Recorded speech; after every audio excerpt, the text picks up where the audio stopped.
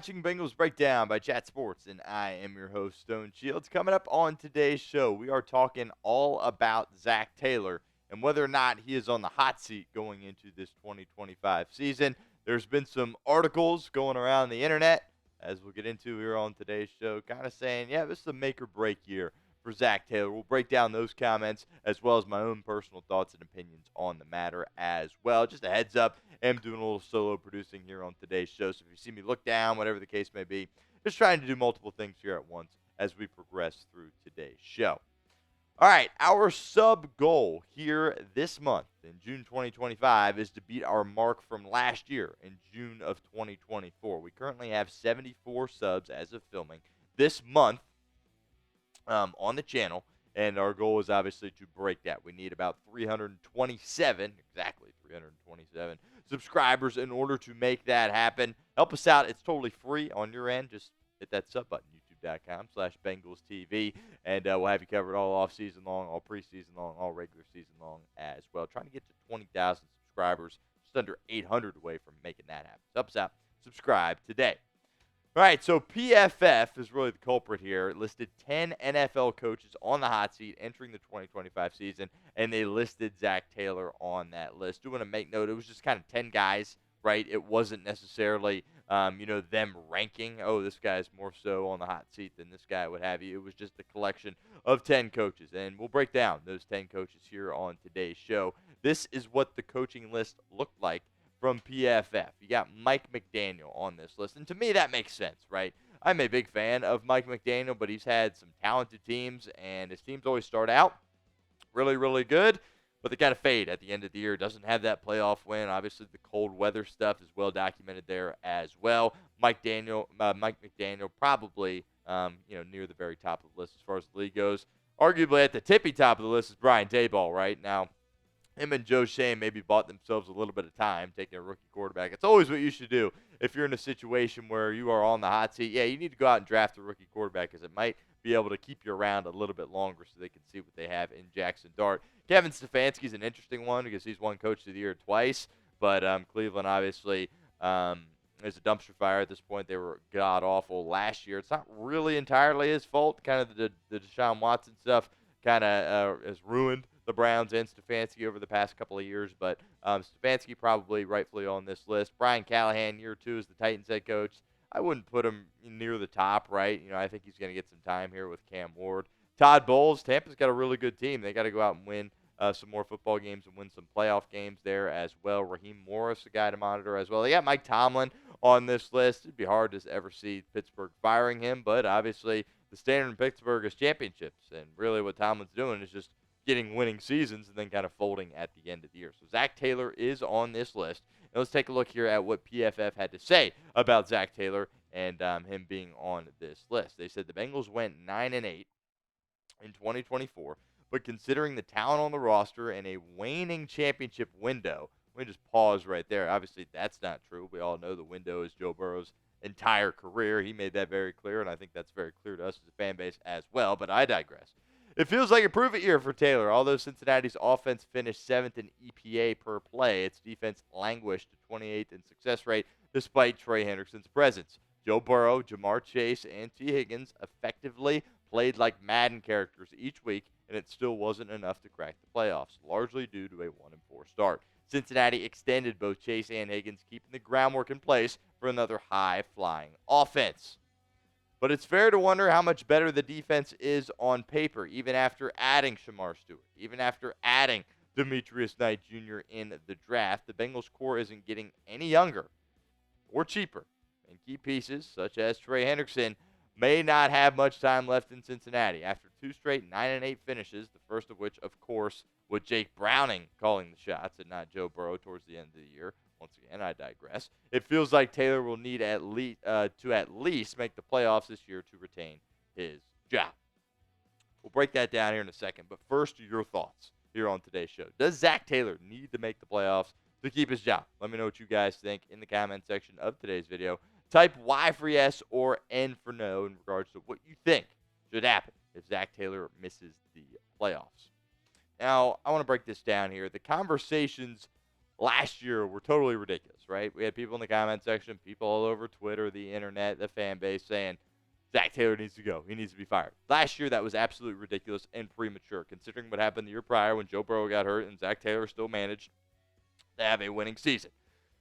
I will admit we can have the conversations. If they miss the playoffs this year, we can start having those conversations, and I'll welcome those conversations a little bit more, especially if Joe Burrow stays healthy throughout the entirety of the season. You got way too many great players.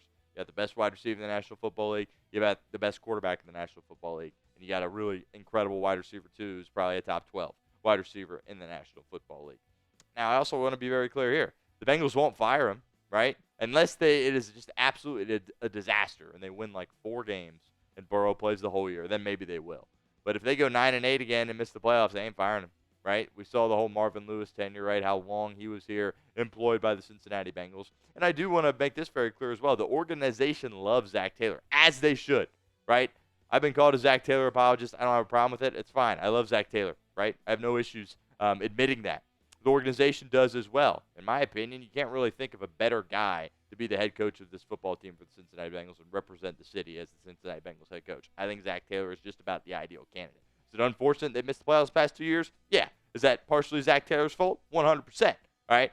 Do I think he deserves to get fired for it? No, absolutely not. Now, Joe Burrow did say a couple of off seasons ago that he wants Zac Taylor to be his coach, head coach, throughout the entirety of his career. Now, granted, when Burrow said it, it was pretty much all sunshine and rainbows, right? Bengals were going to the playoffs. They were winning playoff games. They were going to the Super Bowl when Joe Burrow was saying that. I get it. Past 2 years haven't been as smooth sailing, but at the end of the day, Joe Burrow did say this. And most of the time, when Joe Burrow talks, I think he does truly mean it. And I think at the moment, he truly meant that Zac Taylor is the guy that he wants throughout the entirety of his career. And I still think if you asked him that today, he would totally agree. However, you got to make the playoffs, right? It's very simple, right? There are way too many elite players on this football team. The quarterback position, the receiver position. We'll see about the edge rusher spot. But there are too many great players to miss the playoffs. Just the reality of the situation. Now, the structure that they are going with is a risk. I don't have a problem admitting that either, right? Putting all the money towards the offensive side of the football and basically rolling the dice without going on defense. That's a risk. You hear people nationally tearing them apart for making this decision. Oh, you can't win that way. I disagree. I think you can win this way. But we'll see, because we've never really seen it like this.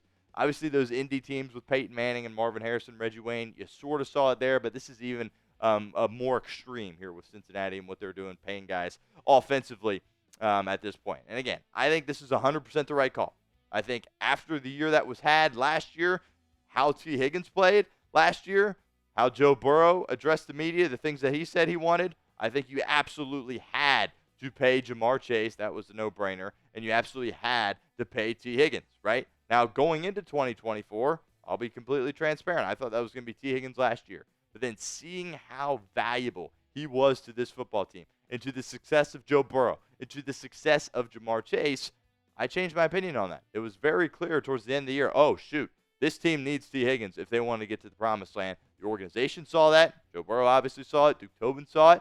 And they made it happen. And I agree with them. This is 100% the right call. We'll see if it works. Admittedly, it is a risk. We'll continue with our show here in a second, but do want to give a shout-out to our friends over at Fanatics. Let you guys know that these Bengals T-shirt hoodies are on sale. Basically a T-shirt, but it's got a hood in the back. They're really cool. I've got one of these myself. Really encourage you guys go over to Fanatics and check them out. It's on sale. That's the best part about it, right? These shirts are on sale, like $20 off, I believe is what it is, and great deal up there. We'll put that link in the comment section and the description of today's video for you guys. chatsports.com/Bengals Hoodie T-Shirt /. Now, a big issue with Zac Taylor and the Bengals in the Zac Taylor era has been how they have performed in the month of September. I am sure everybody on the football team is totally sick of hearing it, and quite frankly, I'm sick of talking about it. But unfortunately, I'm going to keep talking about it, and everybody in the media is going to keep talking about this until Cincinnati gets it fixed and can win games coming out the chute.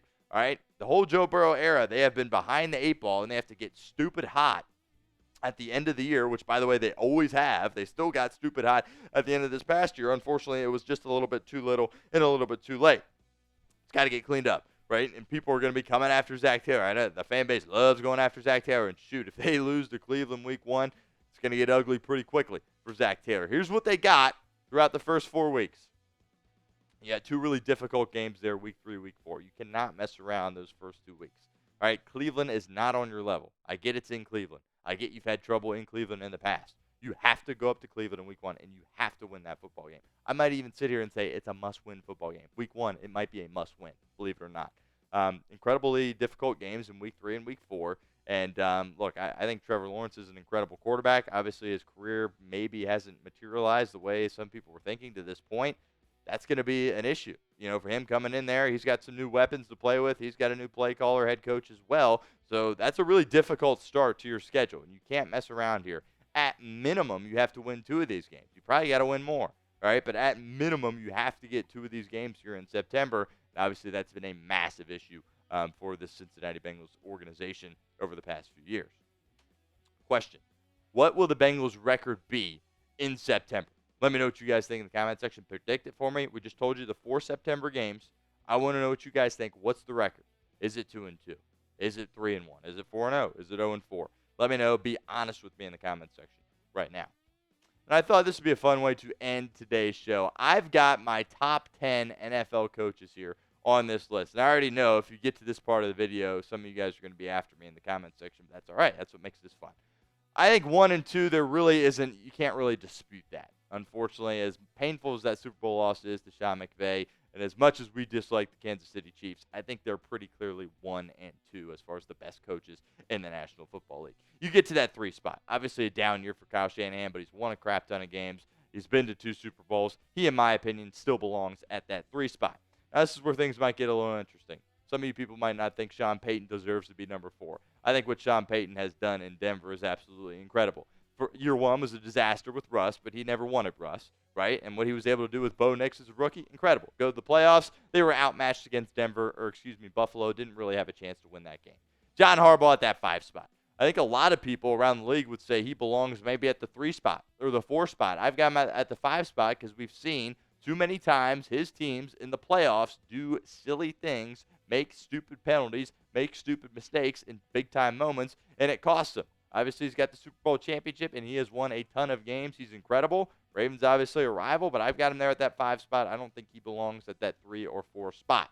Nick Sirianni, I've got him at number 6. To be quite frank with you, I don't like Nick Sirianni. I think he's a little corny, right? I don't think he, is a guy that I would love to go out there and play for. But at the end of the day, he's a winner, and he has proven that. Winning a Super Bowl championship this past year, going to the Super Bowl a couple of years before that. You got to give credit where credit is due. Nick Sirianni absolutely belongs on this list, as does Mike Tomlin, right? Wins a ton of games, all the winning seasons. It's been well documented. Has the Super Bowl, right? It's been a really long time since Pittsburgh, you've even thought about Pittsburgh being a threat in the playoffs, but I've got him at number 7. I got Zac Taylor at number 8. I don't know if many people around the league have him at number 8, have him in the top 10. They probably don't. I think Zac Taylor belongs at that number 8 spot. Something that does not get talked about enough. Zac Taylor's playoff record is 5-2. That is unbelievable. You're not going to find many coaches in the NFL that have that kind of record in the playoffs. Obviously, he has missed the playoffs the past 2 years, but 5-2, he's great in big games. I got Zac Taylor there at number 8. Matt LaFleur, I think a lot of people kind of disrespected him and said, it was all Aaron Rodgers, but he's still doing it here with Jordan Love. He appears to be a great coach, and then you got to put the other Harbaugh there as well. I think the Chargers only a matter of time before they find themselves in a position to kind of, make a run at teams like the Bills, the Bengals, and the Chiefs as far as kind of being there at the top of the AFC. Rank Zac Taylor among NFL head coaches. I had him at that 8 spot. I know a lot of you guys are going to make fun of me for that. That's all right. 5-2 in the playoffs. Wins big games.